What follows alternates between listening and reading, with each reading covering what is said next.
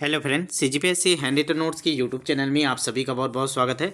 चलेगा जो हम लोग का शिक्षक भर्ती सीजीटेट 2026 के लिए जो हम लोग महामैराथन प्रैक्टिस कर रहे हैं, इकाई बार हम लोग एक एक इकाई करके आगे बढ़ रहे हैं। आपको सभी चैप्टर के कुछ कुछ क्वेश्चन मैं आपको दिखा रहा हूँ, करा रहा हूँ, ताकि आपका जो लेवल है वो आप समझ पाएँ और आपको एक आइडिया हो जाए कि हमको इस इकाई के अंतर्गत किस लेवल के क्वेश्चन करने हैं।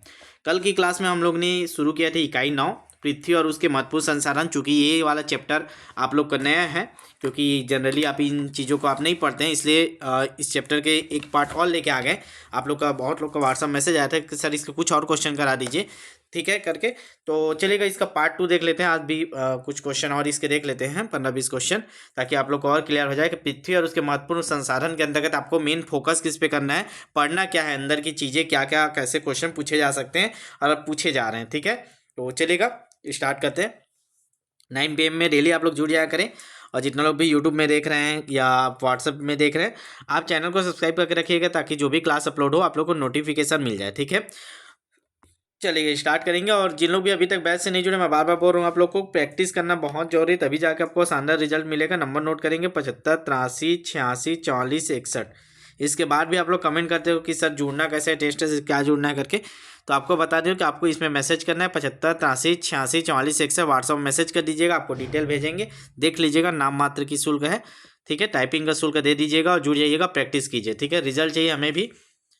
चलेगा, तो हम लोग 20 क्वेश्चन कल देखे थे, आज वहीं से स्टार्ट करें। क्वेश्चन नंबर 21, ये हमारे प्रैक्टिस सेट के क्वेश्चन है, तो आपको ये नहीं मिलेगा कहीं पे, थी। चलेगा क्वेश्चन देखते हैं। क्वेश्चन नंबर 21 आपके स्क्रीन पे आ चुका है। लाइव चैट ऑन कर लीजिए, लाइव चैट में आंसर देते जाइएगा, तभी मजा आएगा। आप लोग जितना सक्रिय रूप से भाग लेंगे उतना ही बेनिफिट आपको आगामी पेपर में मिलेगा, ठीक है। चलेगा, आग्नेय चट्टान किससे बनती है? ऑप्शन है आपके गर्म लावा के ठंडे होने से, पर्वतों के गिरने से, भूकंप से, इनमें से कोई नहीं। तो कल ही ये क्वेश्चन को मैं कराया था, 2-3 बार ये क्वेश्चन आ चुका है। अलग अलग जो फॉर्मेट है उसमें आता है, क्वेश्चन का जो भाव बदल जाता है, लेकिन आंसर वही आएगा। आग्नेय चट्टान के बारे में आप लोगों ने कल पढ़ा था। तो बताइए किससे बनता है? बिल्कुल ऑप्शन नंबर ए सही है, गर्म लावा के ठंडे होने से, ठीक है। चलिए, मौलिक चट्टान भी बोला जाता है। कल का क्लास देख लीजिएगा, जिन लोग भी आज देख रहे हैं पहली बार, तो आप प्लेलिस्ट में जाइएगा। प्लेलिस्ट में बहुत सारे क्लासेस आपको चैप्टर वाइज मिलेंगे, उसको देख लीजिएगा। उसके आप व्हाट्सअप मैसेज करके बाकी पूरे 150 नंबर के पूरे सिलेबसों को चैप्टर वाइज आप लोग कंप्लीट कर सकते हैं। चलिए, क्वेश्चन नंबर 22 है, ग्रेनाइट छटन की गणना किस प्रकार के चट्टानों में की जाती है? आग्नेय चट्टान में, अवसादी में, कायांतिक चट्टान में, अधिवितलीय या प्लूटोनिक में। तो ग्रेनाइट छटन की बात किया है, तो ग्रेनाइट और आप ये मान सकते हैं ग्रेनाइट आपको किससे मिलता है, कौन से वाले चट्टान से आपको ग्रेनाइट मिलता है, ये क्वेश्चन पूछा जा रहा है। तो इसका सही आंसर बिल नहीं, वो नहीं आएगा। ऑप्शन नंबर डी इसका सही आंसर आएगा, अधिवितलीय या प्लूटोनिक जो चट्टान होती है उससे ग्रेनाइट छटन की काम किया जाता है, ठीक है। चलिए अगला क्वेश्चन, क्वेश्चन नंबर 23। ये आपके लिए नए हैं, थोड़ा अच्छे से आप लोग देखिएगा, लास्ट तक देखिएगा, बहुत सारे क्वेश्चन आपके तैयार हो जाएंगे और आपको आइडिया भी हो जाएगा इस चैप्टर के अंतर्गत हमको पढ़ना क्या है। चलिए क्वेश्चन नंबर 23 देखते हैं। निम्न में से कौन सा सेल भिन्न है? आपको बताना है निम्न में से कौन सा सेल भिन्न है। क्वार्टजाइट, ग्रेनाइट, नीस, संगमरमर। इसमें से 3 एक प्रकार के चट्टान से निकलता है, एक बस अलग है, वही अलग को पूछा जा रहा है, इनमें से कौन सा सेल भिन्न है? लाइव चैट में आंसर दीजिए, तभी मजा आएगा। और चैनल को सब्सक्राइब करके रखिएगा जितने लोग देख रहे हैं। चलिए जल्दी से आंसर कीजिए। देखिए, क्वार्टजाइट, नीस, संगमरमर, ये सब एक ही चट्टान से मिलता है, ये ग्रेनाइट ये अलग है, तो इसका सही आंसर हो जाएगा ऑप्शन नंबर बी, ठीक है। चलिए आगे बढ़ते हैं। अगला क्वेश्चन, क्वेश्चन नंबर 24 है, भूगर्भ में विशाल आकार के गुंबदाकार आग्नेय चट्टान को निम्न में से किस नाम से जाना जाता है? जो आग्नेय चट्टान होता है वो गुंबदाकार के गुंबद बना रहता है, उसी प्रकार से ऐसे करके उसको किस नाम से जाना जाता है? बैथोलिक चट्टान, लैथोलिक, फैकोलिथ, लोपोलिथ। तो बताइए जो गुंबदाकार आग्नेय चट्टान को और किस नाम से जाना जाता है? चलिए बताएंगे। तो इसका सही आंसर हो जाएगा ऑप्शन नंबर ए, बैथोलिथ चट्टान के नाम से। तो याद रखिएगा, भूगर्भ में विशाल आकार के जो गुंबदाकार आग्नेय चट्टान पाया जाता है उसको बैथोलिक नाम से हम लोग जानते हैं, ठीक है। चलिए आगे बढ़ते हैं। अगला क्वेश्चन, क्वेश्चन नंबर 25, प्रत्यास्थ पुनश्चलन सिद्धांत, ध्यान से पढ़ेंगे, इसको सुनेंगे। प्रत्यास्थ पुनश्चलन सिद्धांत निम्नलिखित में से किसकी उत्पत्ति की व्याख्या करता है? ज्वालामुखी, चक्रवात, भूकंप, भूकंप एवं ज्वालामुखी। तो आपको बताना है जो प्रत्यास्थ पुनश्चलन सिद्धांत, ये चारों में से किस सिद्धांत की उत्पत्ति की व्याख्या करता है? किसकी उत्पत्ति की व्याख्या के लिए सिद्धांत दिया गया है? प्रत्यास्थ पुनश्चलन सिद्धांत। अच्छा क्वेश्चन है। तो इसका सही आंसर हो जाएगा ऑप्शन नंबर सी, भूकंप। याद रखेंगे, भूकंप के व्याख्या के लिए प्रत्यास्थ पुनश्चलन सिद्धांत दिया गया है। ठीक है, भूकंप की व्याख्या के लिए याद रखिएगा। चलिए क्वेश्चन नंबर 27, भूकंप में धरातली तरंगे होती है। तो जब भूकंप आता है तो धरातली तरंगे कैसे होती है? गौड़ तरंगे, एल तरंगे, प्राथमिक तरंगे, प्राथमिक एवं गौड़ तरंगे। चलिए बताइए, भूकंप में जो धरातली तरंगे होती है वो कैसी होती है? क्वेश्चन नंबर 27 का आंसर करिए। आप लोग लाइक चैट में आंसर देते जाइए, तभी आपको समझ में आएगा, बाद में लंबे समय तक याद रहेगा। और लास्ट में आप लोग कमेंट करके बताते नहीं आपके कितने सही हुए, आप बताइए। चलिए जल्दी से बताएंगे इसका सही आंसर। तो इसका सही आंसर है ऑप्शन नंबर बी, एल तरंगे। याद रखना है, भूकंप में धरातली तरंगे एल तरंगे होती है। ठीक है, चलिए आगे बढ़ते हैं। क्वेश्चन नंबर 28, किस प्रकार के ज्वालामुखी को पिलियन तुल्य ज्वालामुखी भी कहा जाता है? नया नया क्वेश्चन आपको देखने को मिल रहा है, इस लेवल क्वेश्चन आपको कवर करना पड़ेंगे, तब जाके आपके लिए अच्छा नंबर आएगा। पिलियन तुल्य ज्वालामुखी, पिलियन तुल्य ज्वालामुखी किसे कहा जाता है? वल्केनियम तुल्य को, विसुवियस तुल्य को, स्ट्राम्बोली तुल्यमा, हवाई तुल्य। किस प्रकार के ज्वालामुखी को बोला जाता है ये बताना है आपको। क्वेश्चन नंबर 28 का आंसर करिए। इसका सही आंसर हो जाएगा ऑप्शन नंबर बी, विसुवियत तुल्य को। ठीक है,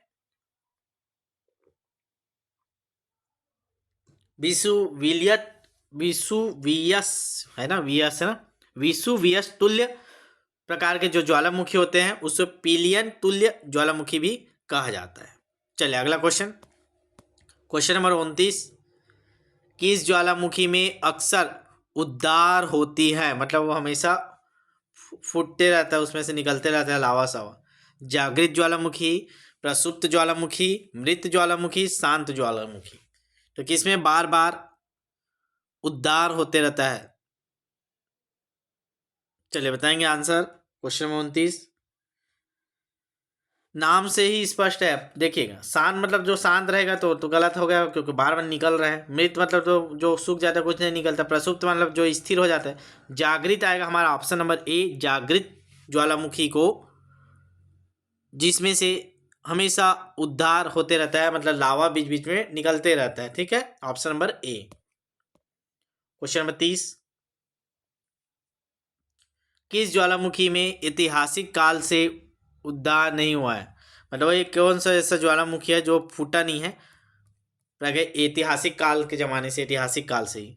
उसको क्या बोलेंगे? जागृत ज्वालामुखी, प्रसुप्त ज्वालामुखी, शांत ज्वालामुखी, मृत ज्वालामुखी। तो ये तो आएगा नहीं, आपको अभी देख लिए, जिसमें बार बार फूटते रहता है, लावा निकलता है, उसको जागृत बोलते हैं। तो ये बोल रहा है ऐतिहासिक काल से, उस जमाने से नहीं हुआ, तो उसको क्या बोलेंगे? प्रसुप्त बोलेंगे कि शांत कि मृत?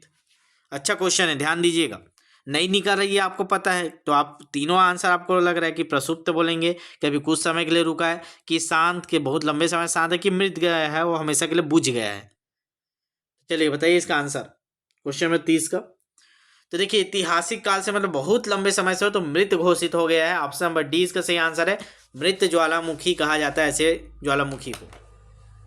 ज्वालामुखी के बारे में पढ़ लीजिएगा ना, क्योंकि पृथ्वी मतलब ज्वालामुखी, उसके अंदर के घटक पढ़ना ही है। क्वेश्चन नंबर 31, लंबे समय तक शांत रहने के पश्चात विस्फोट होने वाले ज्वालामुखी क्या कहा जाता है? देखिए ज्वालामुखी को अलग अलग जिस नाम से हम सब प्रकार के ज्वालामुखी को पढ़ रहे हैं, ठीक है, जो बीच बीच में फूटते रहता है उसको हम लोग क्या बोले थे? प्रसुप्त बोले थे। ठीक है, तो ऐसे ऐसे बहुत सारे, जागृत बोले थे जो बार बार फूट रहा है, जो कुछ समय के लिए बंद है उसको प्रसुप्त बोलते थे, जो हमेशा के लिए बंद हो मृत बोलते। ऐसे बहुत सारे क्वेश्चन अभी मैं आपको करा रहा हूँ, तो आप लोग ज्वालामुखी को एक बार अच्छे से पढ़ लीजिएगा। तो लंबे समय तक शांत रहने के पश्चात विस्फोट होने वाले ज्वालामुखी को क्या कहा जाता है? मृत ज्वालामुखी, सुषुप्त ज्वालामुखी, सक्रिय ज्वालामुखी, निष्क्रिय ज्वालामुखी। चलिएगा, चारों ऑप्शन आपके स्क्रीन पे आंसर करेंगे। इसका सही आंसर हो जाएगा ऑप्शन नंबर बी, सुषुप्त ज्वालामुखी, जो रुक रुक के फूटता है बीच बीच में। ठीक है, सुषुप्त आएगा, याद रखिएगा, ऑप्शन नंबर बी। चलिए अगला क्वेश्चन। विश्व की कौन सी नदी सबसे अधिक गहरी है? हम लोग ने कल समुद्र की बात किया था, सबसे ऐसा कौन सा स्थान है जिस समुद्र में सबसे गहरा है? तो प्रशांत महासागर हम लोग ने पढ़ा था। वैसे अब पूछा जा रहा है विश्व की सबसे अधिक गहरी नदी पूछा जा रहा है। तो राइन नदी, गोदावरी नदी, कांगो नदी, नील नदी, विश्व की बात किया है। चलिए बताएंगे। सबसे गहरी गड्ढा, लंबी नहीं पूछा, गहरी पूछा है ना। जल्दी से आंसर करेंगे। कांगो नदी, ऑप्शन नंबर सी इसका सही आंसर है। विश्व की सबसे गहरी नदी कांगो नदी है, याद रखिएगा। लंबी में नहीं लाते ना, गहरी पूछा, गहरी। कांगो नदी, ऑप्शन नंबर सी इसका सही आंसर है। चलिए अगले क्वेश्चन, क्वेश्चन नंबर 33। अब देखिए विश्व पूछा तो भारत का भी पता होना चाहिए। भारत की सबसे गहरी नदी कौन सी है? भागीरथी, अलकनंदा, ब्रह्मपुत्र, गंगा नदी। चलिए बताएंगे भारत की सबसे गहरी नदी कौन सी है। तो भारत की सबसे गहरी नदी ब्रह्मपुत्र नदी, ऑप्शन नंबर सी इसका सही आंसर है। तो आपको नदी नाले ये सब पढ़ना पड़ेगा, मान के चलिए भूगोल का ही ये पोर्शन है, आपको थोड़ा थोड़ा सब चीज पढ़ना पड़ेगा। क्वेश्चन नंबर 34 है, भारत के दूसरी सबसे बड़ी नदी पूछा है। बड़ी नदी पूछा है, दूसरी सबसे बड़ी। सरस्वती, ब्रह्मपुत्र, महानदी, गोदावरी। चलिए बताएंगे। देखिए पहला तो आपको पता है, ठीक है। दूसरा पूछा है, दूसरा सबसे बड़ी नदी पूछा है, तो दूसरे में आएगा गोदावरी, ऑप्शन नंबर डी इसका सही आंसर। चलिए पहला नदी कौन सा आप लोग कमेंट कर बताइएगा, आपका होमवर्क। भारत की सबसे बड़ी नदी, क्वेश्चन मैं पूछ रहा हूँ, आप लोग कमेंट करिएगा, पता चलेगा आप लोग कितने लोग एक्टिव होकर देख रहे हैं। भारत की सबसे बड़ी नदी, सबसे बड़ी नदी, बड़ी नदी कौन सा आपको बताना है। भारत की सबसे बड़ी नदी, दूसरा गोदावरी है, पहला कौन सा ही आप कमेंट करके बताएंगे। मेन कमेंट में डालिएगा, बाद में देखेंगे। चलिए अगला question, question number 35, last question, 35 ही क्वेश्चन लिए थे, 15 क्वेश्चन था आज का। कृष्ण नदी पर कौन सा बांध बना हुआ है? कृष्णा नदी पर कौन सा बांध बना है? इंदिरा सागर बांध, कृष्ण राज सागर बांध, अलमट्टी बांध, हीराकुंड बांध। चलिए बताएंगे कृष्णा नदी पर कौन सा बांध बना हुआ है, आंसर करिएगा। और जिन लोग भी नए देख रहे हैं, आप लोग, मैं बार बार बोल रहा हूँ, प्रैक्टिस बैच से नहीं जुड़े, जुड़ जाइएगा। बहुत नाम मात्र की फीस है, फीस का तो मतलब ही नहीं है, आपको प्रैक्टिस करना है और रिजल्ट देना है हमको। 75 83 86 44 61, ये हमारा व्हाट्सअप नंबर है, इसमें मैसेज करके तत्काल जुड़िए। अब भी जुड़िए जितने लोग देख रहे हैं। आज कितना रहेगा? आज 8 जनवरी है, बहुत पर्याप्त समय सीजी टेट वालों के लिए, ठीक है। जो लोग सीजी टेट का भी एग्जाम देना चाह रहे हैं, वो प्रैक्टिस करके जाइए, पूरे चैप्टर वाइज प्रैक्टिस करके जाइए। बहुत अच्छा कॉन्फिडेंस के साथ आपको वहाँ फील होगा जब आप एक बार सिलेबस को पूरा प्रैक्टिस कर लेंगे। और आपको 15 जनवरी के बाद एक साथ भी मिलना स्टार्ट हो जाएगा, अभी इसी संडे से मिलना स्टार्ट हो जाएगा। आज गुरुवार, शुक्र, शनि, संडे को ही इस बार जितने हिंदी के वो टेस्ट और बाल विकास के टेस्ट ऐसे हम लोग डाल दिए शेड्यूल टाइम टेबल में। तो एक एक चैप्टर सब्जेक्ट वाइज आपको पूरे टॉपिक वाइज टेस्ट हम लोग डालते जाएंगे, ठीक है। तो आपको 2 दिन 4 दिन में ही आप प्रैक्टिस कर डालेंगे, इतना आप लोग समय है आपके पास, ठीक है। चलेगा, तो इसका सही आंसर क्या हो जाएगा क्वेश्चन नंबर 35 का? ऑप्शन नंबर सी, अलमट्टी बांध, ठीक है।